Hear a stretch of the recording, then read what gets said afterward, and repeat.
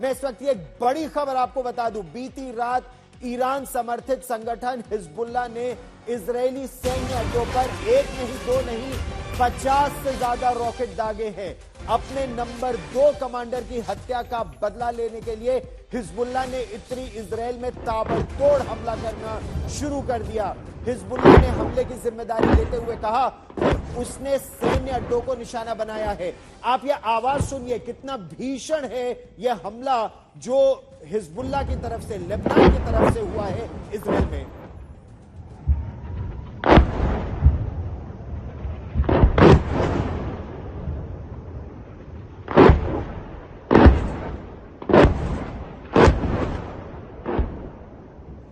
इन विस्फोटकों से आप अंदाजा लगा सकते हैं, जो जोर से आवाज होती है, कि कितने बड़े विस्फोटकों का इस्तेमाल यहां हुआ है। इजरायली सुरक्षा बलों ने कहा है कि उनमें जो कई विस्फोटक 50 से ज्यादा जो रॉकेट दागे गए, ज्यादातर खुले इलाके में गिरे, कोई हताहत नहीं हुआ। इजरायल ने लेबनान के अंदर उन इलाकों पे जवाबी हमले किए जहां से ये रॉकेट दागे गए हैं। इजरायल के लिए बुरी खबर यह है कि उसका जो आयरन डोम सिस्टम है, यानी जो उसका अभेद्य सुरक्षा कवच है, जो 50 रॉकेट दागे गए उनमें से कई रॉकेटों को वो रोक नहीं सका। इजरायल ने दावा यह किया है कि आयरन डोम खुले क्षेत्रों में जाने वाली रॉकेटों और मिसाइलों को नहीं रोकता, केवल रिहायशी इलाकों की रक्षा करता है। जो तस्वीरें सामने आ रही हैं आप उसे गौर से देखिए।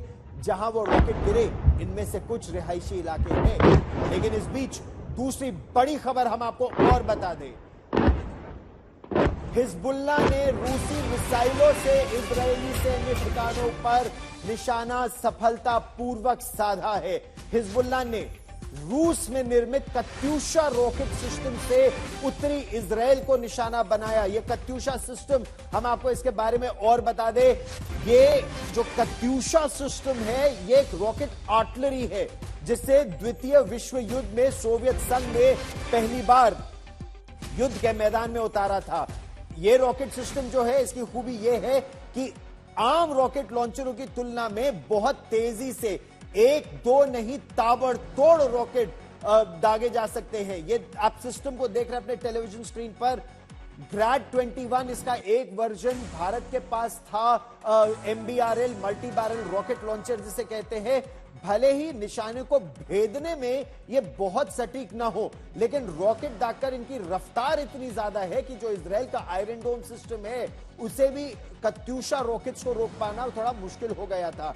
इजरायल के लिए दूसरी बड़ी समस्या यह है कि प्रत्येक आयरन डोम इंटरसेप्टर मिसाइल की कीमत, और इसको जरा ध्यान से सुनिएगा, आयरन डोम इंटरसेप्टर मिसाइल की कीमत $1 लाख तक हो सकती है।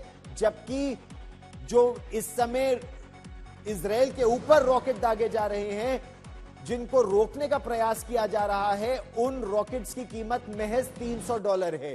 तो $300 लागत से हिजबुल्लाह के लड़ाके इजरायल के लाखों डॉलर की आयरन डोम सिस्टम को ध्वस्त कर रहे हैं, या फिर उनका पैसा ज्यादा खर्च हो रहा है। इतनी महंगी मिसाइलें भी इतने सस्ते रॉकेटों को इस समय नहीं रोक पा रही हैं, और ये बड़ी चिंता की बात है।